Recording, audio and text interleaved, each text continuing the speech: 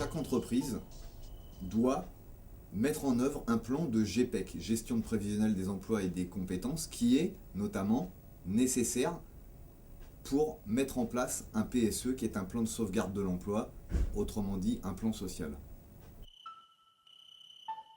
À la base, la TGPE est une bonne chose, que ce soit pour l'entreprise ou pour les organisations syndicales, donc par conséquent pour les salariés, puisqu'il est censé offrir une visibilité sur 3 ans, notamment au niveau des emplois sur l'entreprise.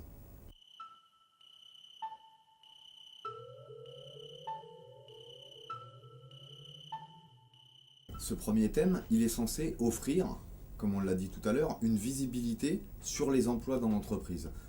En gros, Air France a besoin de savoir ce qui va se passer dans les 3 ans, notamment sur la transformation des métiers due à l'introduction des nouvelles technologies, pour essayer de voir comment on va pouvoir employer tous les salariés dans un cadre qui peut être différent si certains métiers sont amenés à disparaître.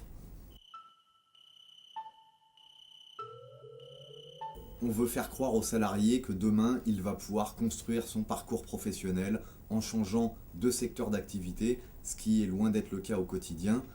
Des centaines de salariés ont pu l'expérimenter ces dernières années. Il est assez compliqué de sortir de son secteur d'activité pour aller exercer une activité professionnelle dans un autre secteur de l'entreprise, dans la mesure où il n'y a pas d'offre interne. Voilà une idée qu'elle est belle, si on peut s'exprimer de la sorte, mais derrière, il n'y a pas grand-chose. Et on en a eu la confirmation après la signature de la TGPE, où certains syndicats signataires se sont plaints, effectivement, que c'était une coquille vide.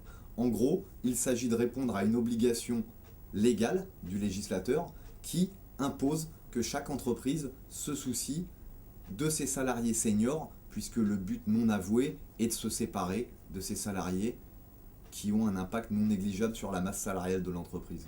Ni plus ni moins.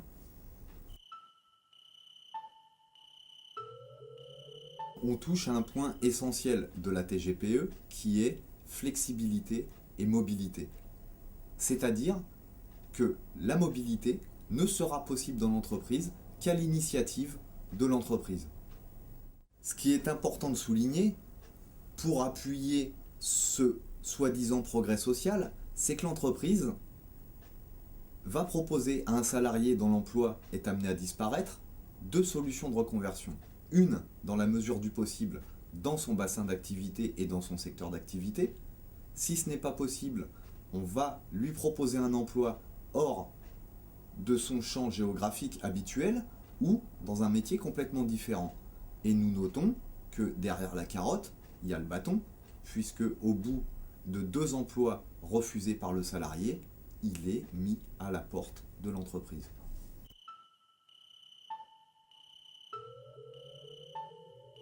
La première des propositions, à nos yeux une des plus importantes, était de dire en cas de mobilité forcée, l'entreprise prévoyait que le salarié pouvait être muté dans le groupe Air France, c'est-à-dire dans l'entreprise Air France, mais aussi dans les filiales du groupe Air France. Nous avons milité et nous avons obtenu le fait que cette mobilité ne pourra s'exercer qu'au sein de l'entreprise Air France et non plus dans le groupe Air France. Nous, on était demandeurs de règles nouvelles concernant le télétravail, qui existait déjà à Air France, mais qui était très peu utilisé. Nous avons obtenu un nouveau cadre pour le télétravail qui respecte un petit peu plus les droits des salariés.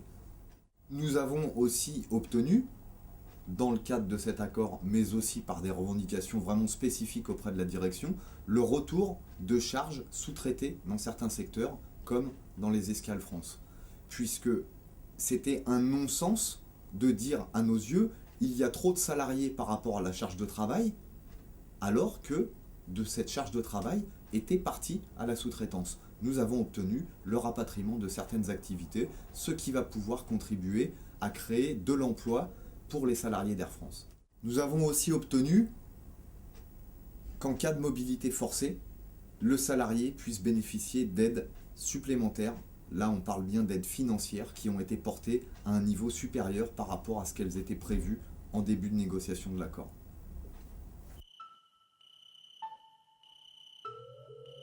Ça aurait été un non-sens syndicalement parlant pour la CGT de ratifier un tel accord, puisqu'il s'agit ni plus ni moins que de signer un chèque en blanc à la direction d'Air France sur les 3 prochaines années. Celle-ci nous annonce que l'emploi est garanti uniquement sur 18 mois, soit la moitié de l'accord.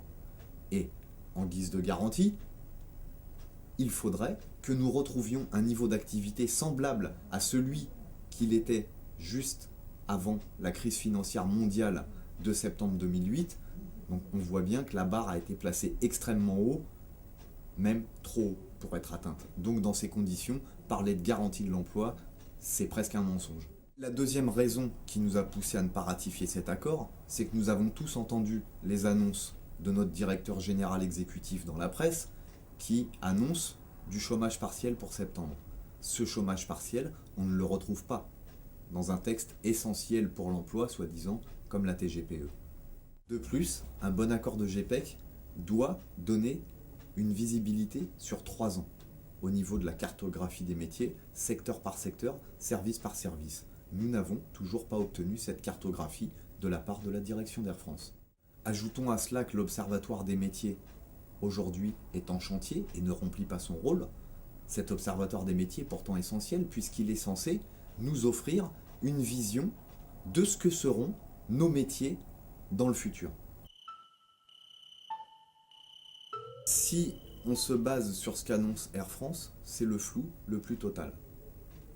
On a entendu parler de l'instauration du chômage partiel pour les personnels navigants commerciaux, mais rien ne nous garantit que ce chômage partiel ne sera pas introduit dans d'autres secteurs d'activité d'Air France. La direction ne joue pas le jeu.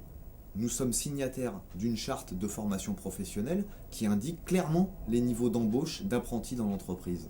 Aujourd'hui, seuls les apprentis de la direction générale industrielle seront embauchés. Les autres, sans aucun contrat, seront placés dans un vivier pendant 12 mois, un vivier d'embauche.